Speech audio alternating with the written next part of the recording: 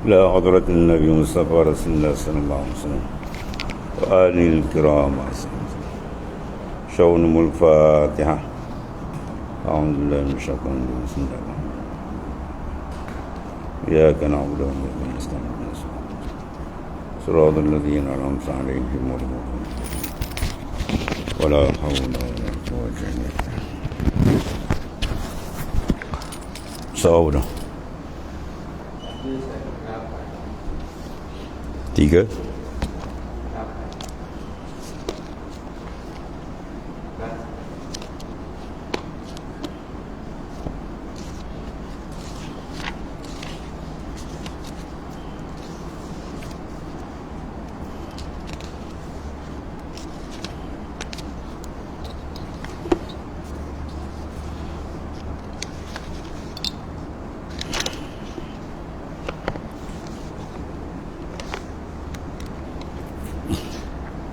Bismillahirrahmanirrahim. Qala ma'alif sallallahu sirrah. Dan apa yang tidak dikerjakan situ. Dan apa yang tidak dikerjakan oleh ulama mengembangkan yang demikian, mengajarkan dan membahaskannya, maka tidak akan kekal.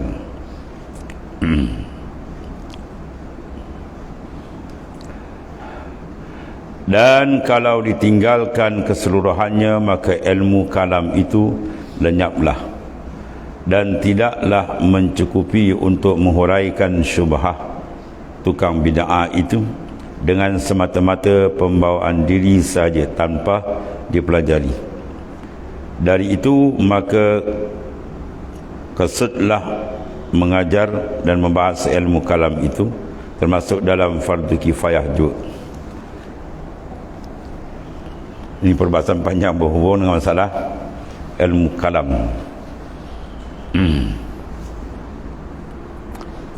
Maka telah dibahas oleh ulama. Ada yang diambil dan ada yang tidak. Seperti Imam Ghazali, dia mempelajari ilmu. Dia dapat menapis balik yang digunakan dalam ilmu usuluddin ialah yang perlu. Lain halnya pada masa sahabat radhiyallahu anhu dahulu. Ketika keperluan untuk itu bukan belum dirasakan. Suasana keadaan tidak sama. Ketahuilah bahawasanya sebenarnya haruslah ada pada tiap-tiap negeri orang yang menegakkan ilmu kalam itu, berdiri bebas menolak syubhat dari ahli bid'ah yang berkembang dalam negeri itu. Ya, ilmu mantik pun ada, telah ditapis perbahasan-perbahasan ilmu akal. Ya, maka yang tak bercanggah dengan syarak, maka itu dia pakai. Yang menjadi alat bantu itu dia pakai. Ada pun yang sebaliknya, itu dia telah ditapis. Allah. Hal ini dapat terus berjalan dalam pengajaran, tetapi tidaklah betul mengajarkannya itu pula umumnya seperti mengajarkan fiqh dan tafsir. Ilmu kalam itu adalah seperti obat, dan ilmu fiqh itu adalah seperti makanan dia. Anda bukan jadikan makanan sentiasa, makanan ilmu fiqh, benda yang keperluan harian. Ilmu kalam sebagai obat tu maksudnya. Bila ada datang syubhat-syubhat yang kena ditolak, maka digunakan ilmu kalam untuk menolak. Ya, pahaman maknanya apa? Greek Yunani dulu kan. Jadi mereka bahas dengan kadar menolak syubhat.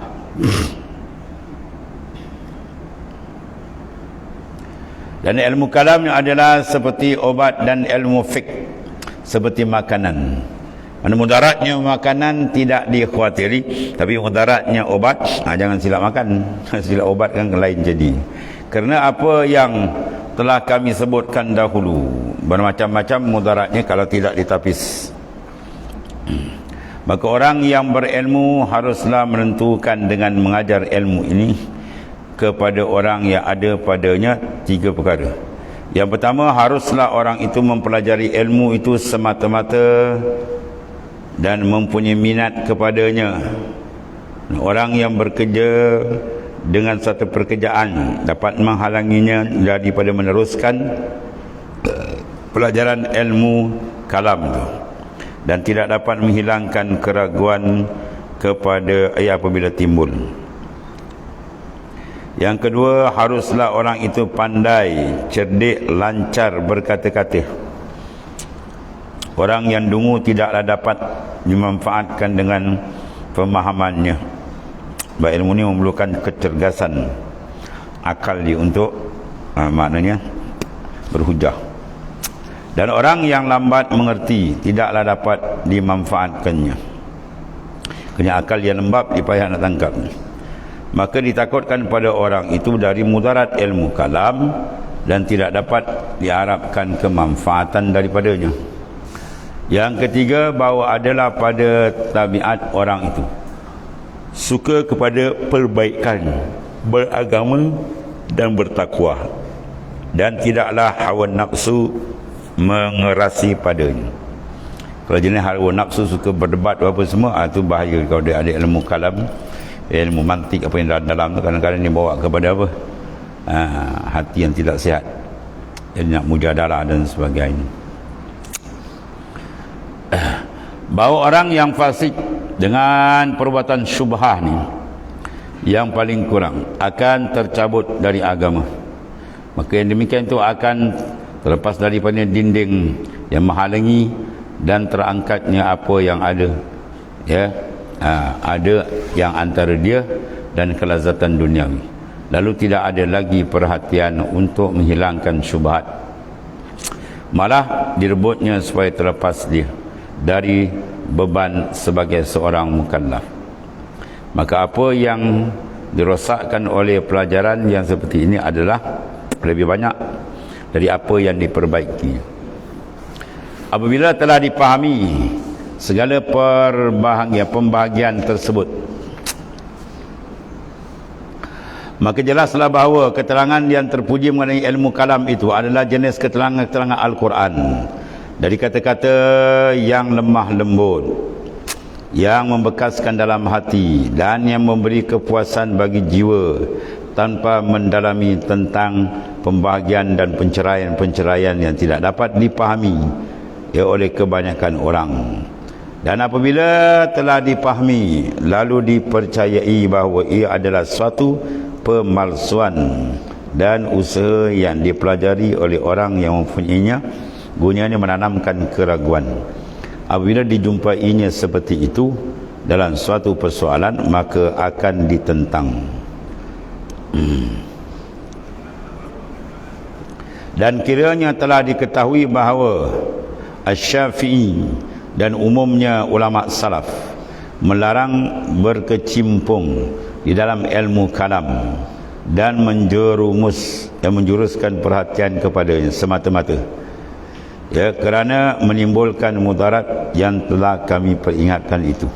Dan apa yang diterima oleh Ibnu Abbas radhiyallahu an tentang perdebatan dengan kaum Khawarij, dan apa yang diterima oleh Sayyidina Ali radhiyallahu an tentang perdebatan mengenai takdir dan lainnya, ya, adakah kata-kata yang jelas dari terang dan lagi terang, termasuk dalam bahagian yang diperlukan.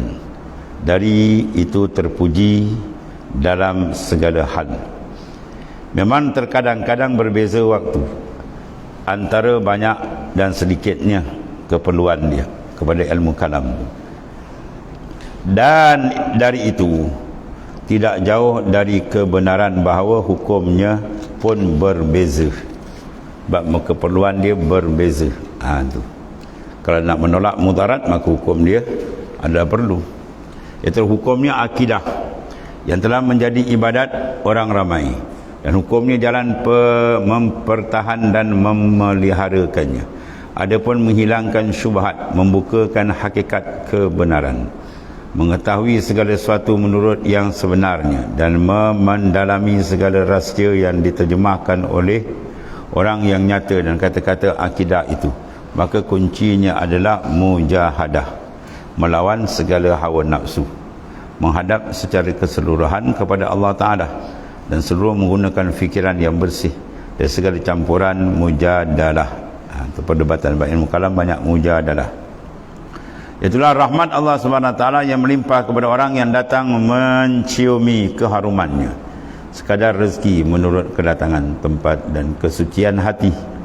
Dan itulah dipanggil taut yang tidak diketahui dalamnya dan tidak diterjangkau pantainya, ya. Jadi walhasil tengok ilmu kalam kau jadi wasilah kepada mempertahankan, memperkemaskan bagi menerangkan hujah. Itu tak apa, hujah dalam ilmu usuludin kita. Lebih-lebih lagi yang panjang sampai membawa kepada apa, orang awam pening kepala, itu tak payah tu. Kemudian masalah anda katakan bahawa perkataan tersebut menunjukkan kepada segala pengetahuan itu mempunyai zahir dan rahsia dia, zahir dan batin. Sebahagiannya jelas yang terang terus pertama kalinya, dan sebahagian tersembunyi, ya, yang akan terang dengan mujahadah, melatih diri mencari, ya, kebenaran, berfikiran bersih dan dengan hati yang kosong dari segala usaha duniawi selain dari yang dicarinya itu.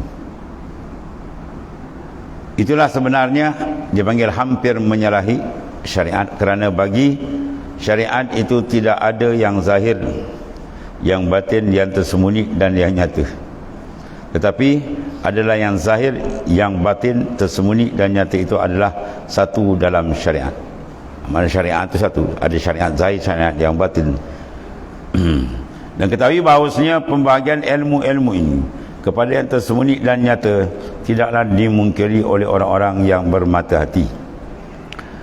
Yang memungkiri ini adalah orang-orang yang berpahaman singkat, ya, yang memperolehi sedikit pengetahuan pada masa kecilnya dan terus membeku, dia tidak mendalami. Tidak ada bagi mereka kemajuan ke arah yang lebih tinggi.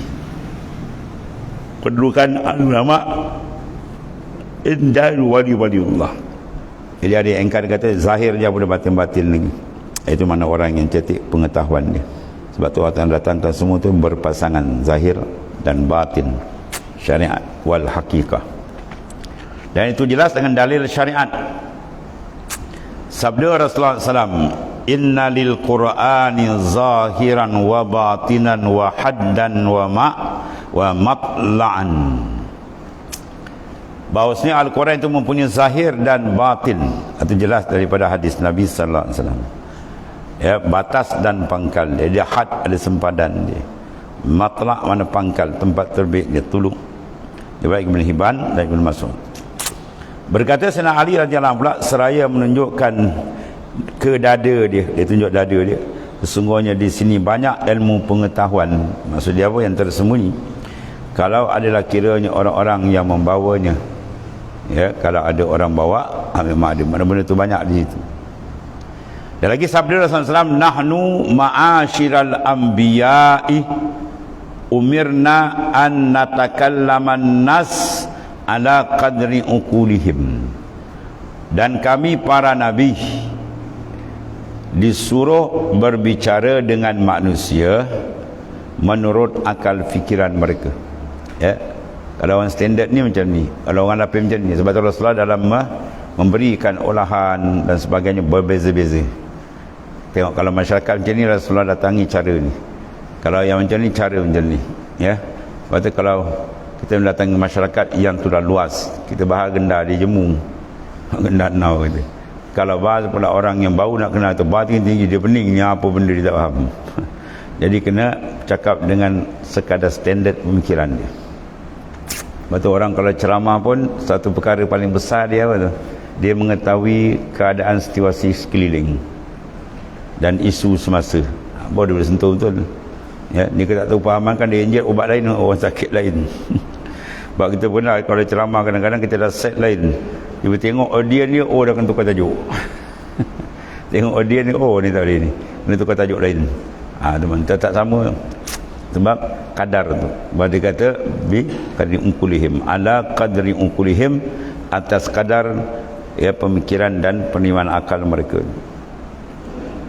Dan lagi sabda SAW, mahaddasa ahadun qauman bihadisin lam tablughu uquluhum illa kana fitnatan alaihim. Itu jelas.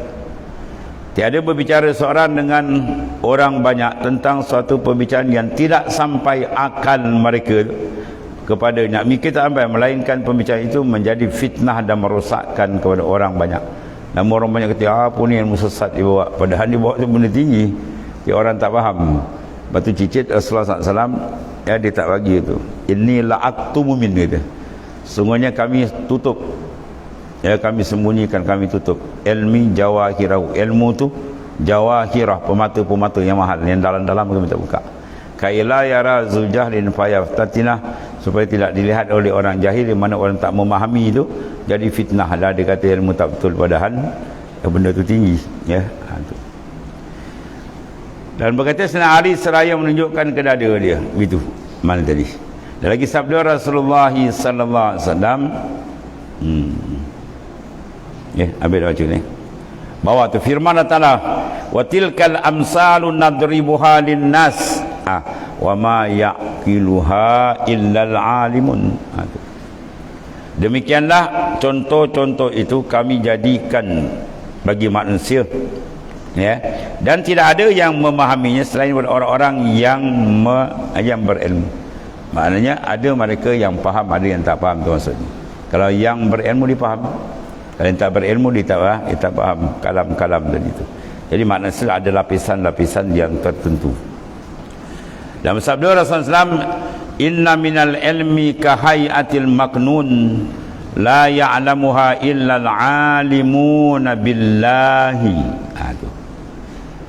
La ya'limu illah la al-alimuna billahi ta'ala. Sesungguhnya di antara ilmu itu seolah-olah dalam keadaan tersembunyi, maknun, ya, yang tidak mengetahui selain orang-orang yang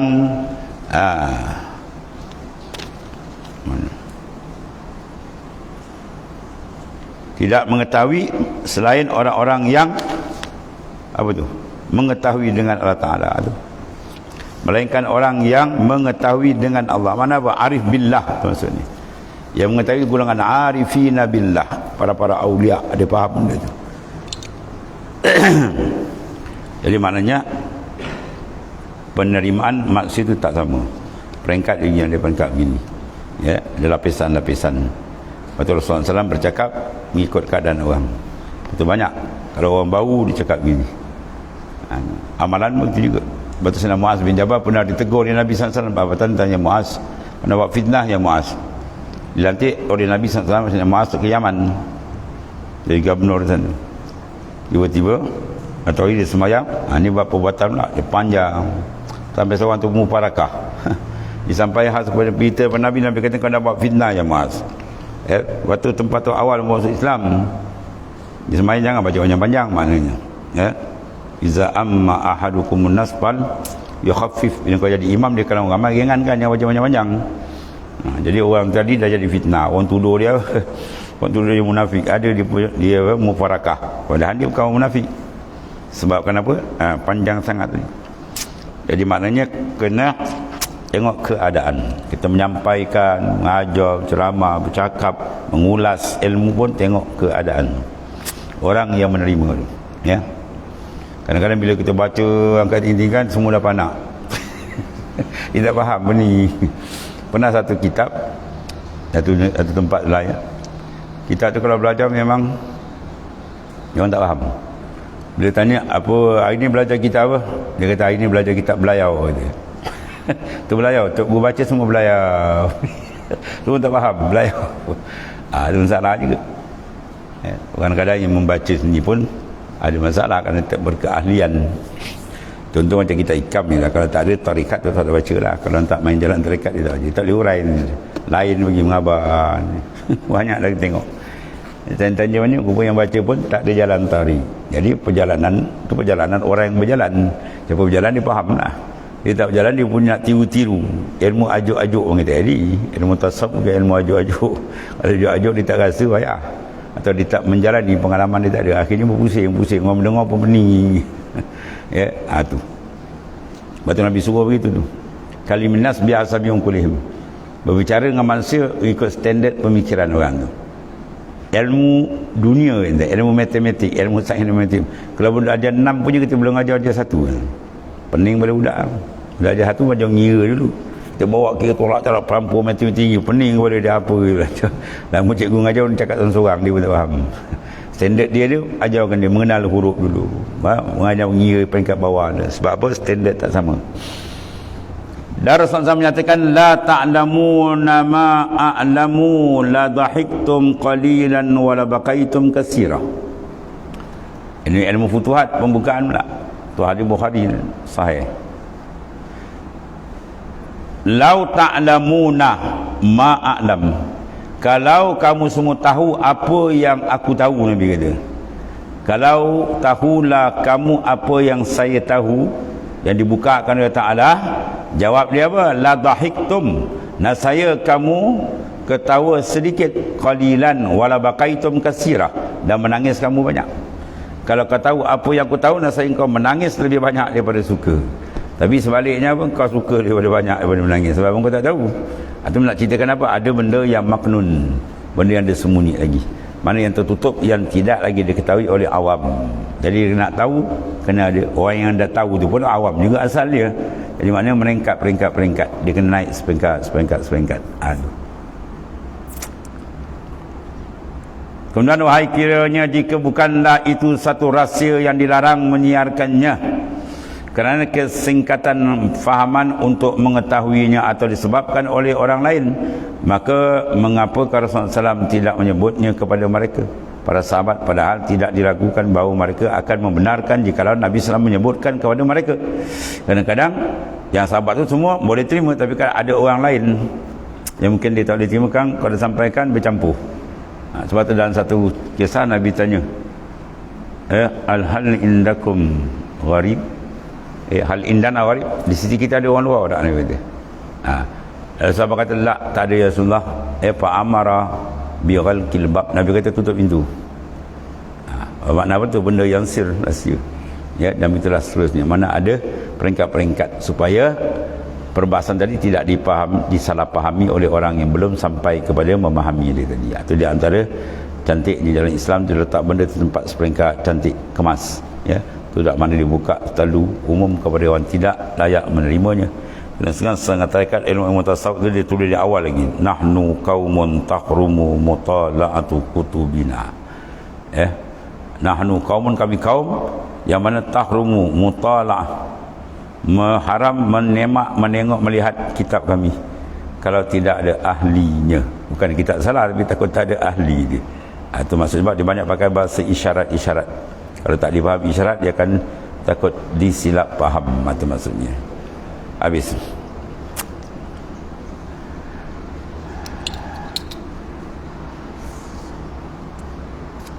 Kemudian kata Ibnu Abbas radhiyallahu anhu mengenai firman Ta'ala. Firman Ta'ala surat Talaq ayat 12. Apa Ta'ala sebut? Dan ayat 65, Allahul ladzi khalaqa sab'a samawatin wa minal ardi mislahunna yatanazzalul amru bainahun. Allah Ta'ala menciptakan 7 lapis langit dan bumi supaya serupa itu juga 7 lapis. Di tengah-tengahnya semuanya turunnya perintah Ta'ala. Ya, yatanazzalu amru bainahun, turunlah arahan Allah antara keduanya. Kalau aku terangkan tafsirnya, kata Ibnu Abbas, senasaya kamu akan memukul aku sampai mati. Kalau aku terangkan hakikat ayatnya habis, kau ketuk kepala aku sampai mati dan merejam aku. Dan pada lain riwayat, tentu kamu mengatakan aku kafir, gitu. Sebab apa? Sebab takut dia tak faham maksud tadi. Tu kalam sufi dia kata law khatarat li fi siwaki iradatun qadaitu biridati. Kalau sekiranya seorang tu apa, kalau sekiranya aku terlupa Tuhan satu saat saja, saya aku hukumkan aku dengan riddah, murtad. Kalau orang dengar kalam Zain, orang salah, memang orang komen, mana dulu putus hajar murtad, betul habis orang murtad. Maksud dia bukan begitu. Bukan murtad yang kita faham ni, murtad agama ni, tak akidah. Murtad situ murtad makam, mana dia lalai turun balik makam orang awam. Itu maksud dia. Riddah tu mana kembali, kembali pada peringkat awal balik. Itu maksud dia. Bukan mana riddah itikad, bukan. Jadi kalau tanya tak ahli dia kata, wah ini kitab tak salah, ni kitab macam-macam dia tak padahal dia tak faham cakap orang. Sebab tu dalam membahas kalam orang, dia satu rukun besar ialah tahrirul murad. Kita kena apa? Memahami kendak dia tu. Kita kena tanya dah apa maksud kalam awak. Kemudian atas maksud baru kita bahas. Kalau maksud dia betul dah tak payah bahas. Kalau maksud dia salah baru kita bahas. Itu cara. Ini kita tak, kita terekam je. Dan bahkan dia ketawa kita, saya bukan maksud macam tu. Habis tu. Ya, atau dia antar. Sebab ilmu semua ada mustalah masing-masing. Istilah-istilah dia. Dan berkata Sayyidina Abi Hurairah, aku menghafal daripada Rasulullah SAW 2 bahagian ilmu. Ya, Sayyidina Abi Hurairah ni orang alim sahabat besar ni, berdapat dengan Nabi SAW. Rasulullah banyak mencurahkan ilmu pada dia. Yang satu aku perkembangkan, aku sebarkan habis. Dan yang satu lagi, jikalau aku perkembangkan, maka putuslah tengkuk ini. Nah, saya pun kerat tengkuk aku ni. Bawa silap faham, orang kata aku kapi pula tadi. Maksud dia apa? Takut orang tak faham, fitnah. Dan satu lagi sabda Rasulullah SAW, ma faddalakum Abu Bakrin bi kasrati siyamin wala salatin walakin bisirrin wa qarafi sadri. Itu Sayyidina Abu Bakar pula. Tidaklah Sayyidina Abu Bakar itu melebih dari kamu disebabkan banyak puasa dan salat. Memang itu banyak. Sayyidina Umar kata aku bangun awal tu ni, bangun awal lagi memang tak lawan. Tapi ada satu lagi rahsia besar. Tapi adalah disebabkan oleh satu sir rahsia yang mulia di dalam dada dia tu. Tu kalau dibuka takut orang pembeli. Yang tu rahsia sir yang tuan buka kan. Di mana benda-benda ada makna zahir dan ada batin. Ada yang terang dan ada yang sir. Yang sir tu Nabi kata yang tu hebat, tu makrifat yang sebenar dengan Tuhan. Ya. Kemudian direlakan Allah Ta'ala kiranya Sayyidina Abu Bakar dan tidak syak lagi bahawa sir itu adalah bersangkutan dengan kaedah-kaedah agama, ya, tidak di luar dari kaedah-kaedah itu. Cuma maknanya perbahasan dia agak tinggi lah, dan maknanya kena betul-betul memahami bagi ahli dia. Wallahu a'lam.